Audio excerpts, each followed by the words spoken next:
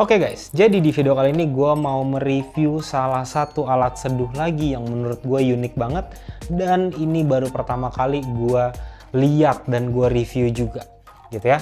Jadi alatnya ini adalah Tornado Duo Double Wall Glass Dripper Bruista X Series. Ya, tuh jadi dia ini drippernya dari Bruista ya. Nah, sesuai dengan namanya dia ini double wall.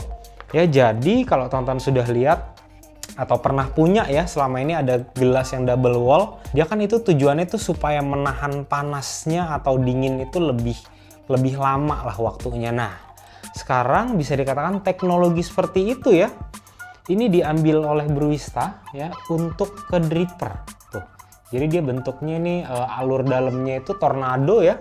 Jadi ulirnya muter dan dia ini berbeda dengan dripper merek sebelah.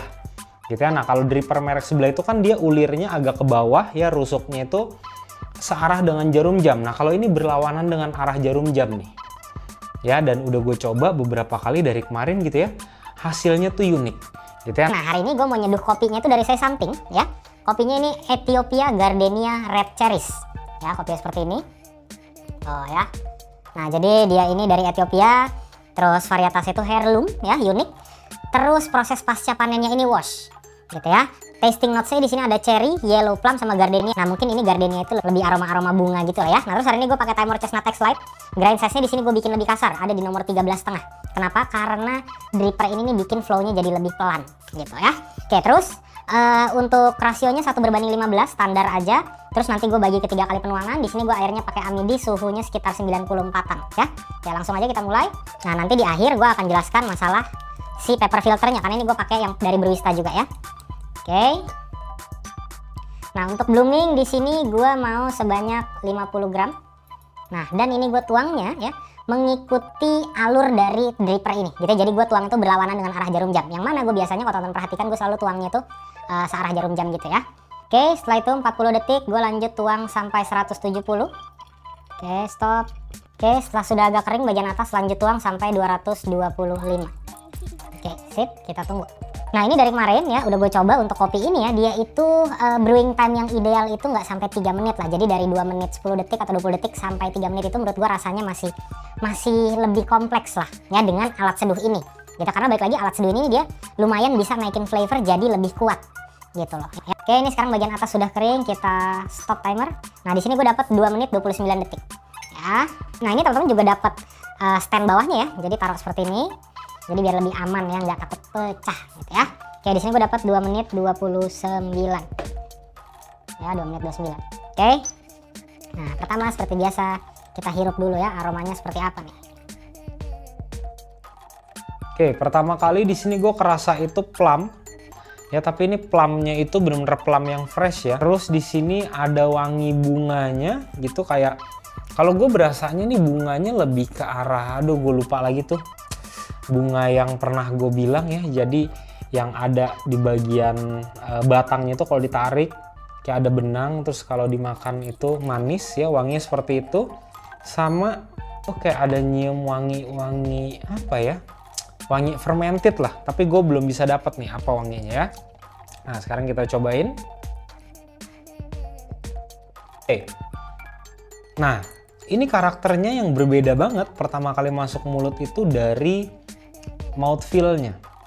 Ya, mouthfeel-nya ketika gue seduh kopi ini dengan V60 itu kerasanya tuh jauh lebih apa ya, berasanya tuh kayak tebel banget. Terus di mulut entah kenapa gue ngerasa kayak agak keset ya. Kalau ini bener-bener masuk mulut kayak minum teh sih, lebih ke arah mirip-mirip teh gitu. Nah, untuk flavornya sendiri yang gue dapat di sini bener plumnya kerasa. Terus setelah ditelen gitu ya, di lidah ini bener-bener kayak abis minum teh, tapi tehnya ini karakter di lidah itu kerasa kayak jasmine tea. Terus dari acidity-nya menurut gua medium, terus untuk sweetness-nya pun medium. Ya, jadi antara sweetness dan acidity ini menurut gua masih balance lah. Ya, nggak ada yang dominan. Nah, terus di sini gua ada kerasa satu flavor lagi, kayak semacam buah juga ya, tapi buahnya ini udah yang kayak buah-buah kering gitu lah. Nah ini coba gue diemin dulu sampai agak dingin ya, sambil gue mau jelasin dulu apa sih bedanya dripper ini dengan dripper yang lain ya.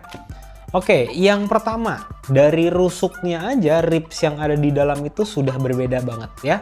Dia ini ribsnya tuh tonjolannya atau groove-nya tuh tipis banget ya. Jadi kenapa gue itu pakai gilingan yang agak kasar gitu, supaya dengan kopi ini sudah gue coba beberapa kali ya dengan dripper ini ya. Ketika gue pakai grind size-nya lebih halus, katakan di nomor 11 atau di nomor 12 ya, gue merasa kopinya ini nih jadi kuat banget rasanya gitu loh, karena balik lagi flow netesnya dia tuh jadi pelan banget ya. Kemarin gue coba di grind size nomor 11 itu ada di 3 menit 20 detikan dan menurut gue itu sudah lumayan over.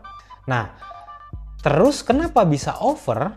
Karena balik lagi di sini nih dia pakai prinsip double wall, yang mana ketika double wall seperti ini, apalagi kita rinse dulu ya, rinse dengan suhu air yang cukup tinggi, itu dia tuh bisa menahan panas lebih lama dan lebih stabil.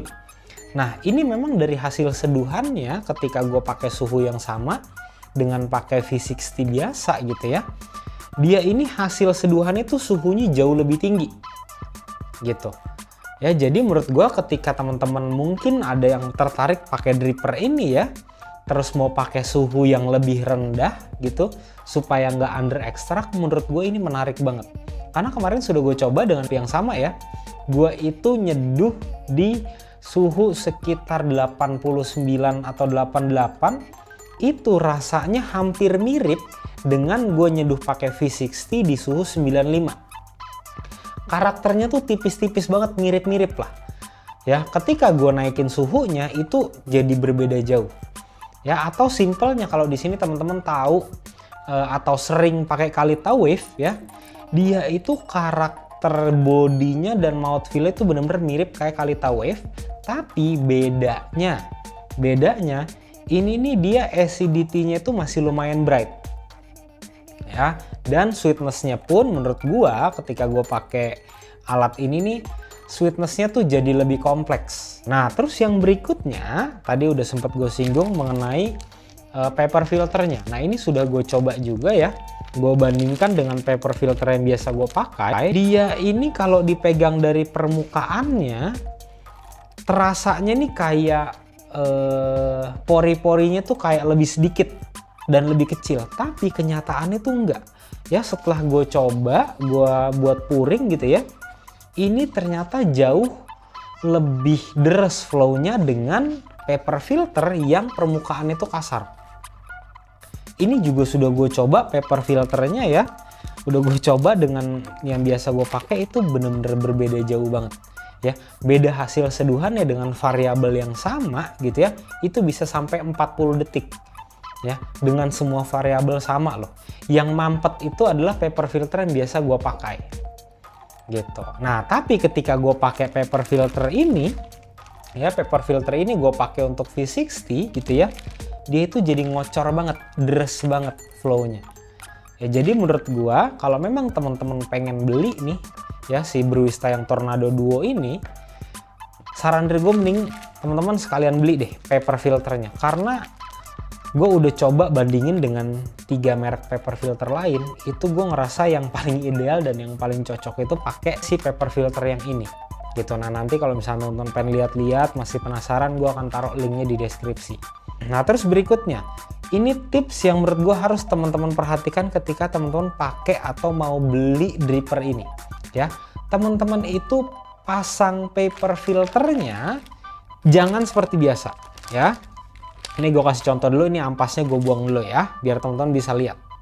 Oke, jadi biasanya ketika teman-teman mau pasang paper filter ke dripper teman-teman kan biasanya teman-teman lipat dulu ya. Yang bagian gerigi ini teman-teman lipat seperti ini ya, baru teman-teman pasang. Nah kalau dengan alat ini menurut gue jangan ya. Tapi ini kalau di coffee shop teman-teman pastikan teman-teman cuci tangan dulu ya, karena ini kita mau pegang bagian dalam. Nah jadi ini dibuka seperti ini dulu aja ya, nggak usah dilipat, terus teman-teman taruh dulu ya, masukin ke dalam ya. Nah terus teman-teman coba colok pakai jari nih, jadi nanti dia seperti ini kan. Nah ya, bagian dalamnya tuh jadi kayak ngelipet-lipet gini. Nah ini teman-teman ratakan dulu, kesampingin gitu ya, kesampingin sampai nanti bagian atasnya itu nempel semua ke dripper. Nah sampai seperti ini nih, tuh. Sampai bagian pinggir sini nih tidak ada gap lagi. Ya, kalau seperti ini menurut gua ya, fungsi atau fitur dari rusuknya yang Tornado ini baru berfungsi dengan baik. Nah, jadi nanti ketika teman-teman selama nyeduh ya, airnya itu, kopinya ya, netes cuma dari satu titik dari bawah sini aja nih. Nah, ketika teman-teman lipat dulu baru dipasang ya, nanti kan sudah pasti bagian dinding dripper ini kan dia kan tidak menempel sempurna dengan si paper filter. Nah itu nanti terjadi channeling. Itu teman-teman nggak akan dapetin karakter yang mau dikeluarin sama si dripper ini. Gitu ya. Jadi teman-teman harus pastikan ketika teman-teman mau pasang si paper filternya ini, nah nanti teman-teman ikutin cara yang gue kasih tau tadi. Ini menurut gue krusial banget, teman-teman harus perhatikan gitu ya. Karena dari kemarin gue pun sendiri udah coba-coba, oh kok hasil seduhannya nih kayak nggak bisa konsisten gitu ya, beda-beda terus walaupun variabel yang gue pakai sama. Oh ternyata permasalahan itu ada di paper filter. Nah terus yang berikutnya ini yang gue suka tuh bener-bener apa ya, desainnya cakep banget sih. Kali aja nanti ada brewer ya yang pakai alat seduh ini buat kompetisi, menurut gue cakep banget tuh. Kayak ada aksen warna goldnya, terus ada tulisan Brewista gitu ya. Tuh dia rusuknya seperti ini teman-teman. Nih ya, biar lebih jelas nih. Tuh. Dia itu groove-nya ya, groove dari si tonjolan Tornadonya itu tuh bener-bener halus banget. Jadi yang diinginkan paper filternya itu menempel semua. Gitu guys ya. Nah ini sekarang sudah agak dingin suhunya, gue mau cobain lagi ya. Oke, tuh. Ini yang dari kemarin gue dapet dan gue ngerasa kok nggak ada di testing notes gitu ya. Di sini gue dapet sensasi sparkling. Ya jadi ketika dia suhunya sudah turun, gue dapetin tuh sparklingnya tuh bisa dibilang kayak cherry yang ada di Black Forest. Ya dia kan kayak ada berasa alkoholnya, tapi ini bukan ke alkohol, lebih ke arah sparkling. Ya itu gue dapetin karakternya pertama kali jelas banget ketika dia suhunya sudah turun ya. Terus berikutnya ini bener-bener baru kerasa abis sparkling, gue berasa kayak cherry-nya. Abis itu bunganya itu bener-bener full di mulut ya. Nah tapi kalau udah begini nih, udah suhunya agak turun, gue berasa bunganya lebih ke arah jasmine. Terus acidity-nya menurut gue tidak berubah, yang berubah itu sweetness-nya. Sweetness-nya jadi jauh lebih tinggi. Nah bodinya di sini gue merasanya medium. Terus teksturnya gue lebih ke arah tea-like. Ya jadi bener-bener kayak minum teh. Tapi memang rasa tehnya ini jadi kerasa lebih kuat gitu loh. Terus aftertaste-nya ini bener-bener kerasa si karakter jasmine-nya menurut gua ya. Menarik. Nah nanti kalau teman-teman penasaran gitu ya, pengen beli atau mau nyobain kopinya atau alat seduh, nanti teman-teman langsung cek link di deskripsi aja. Nah terus kalau teman-teman pengen tanya-tanya langsung ke sellernya ya, teman-teman langsung cek Instagramnya dulu aja di @thebijikopi.